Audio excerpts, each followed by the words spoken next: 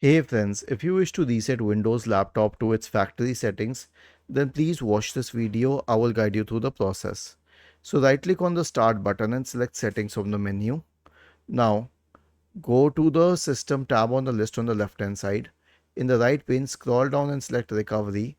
Click on reset PC. You'll find this option to keep your files or remove everything. Choose accordingly. Wait till it loads the next page. Now you'll get two options on this page. One is cloud download and one is local reinstall. This means reinstalling the same copy on Windows that already exists, and the next one is cloud download, in which it will download the entire version of Windows 11, the latest one, from the internet and reinstall it. So the local copy is good enough if you just want to reset the settings, but if the local copy is corrupt and you're facing issues, then you can try a cloud download.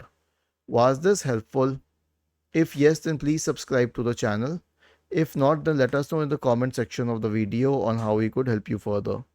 Thank you for watching this video and have a nice day.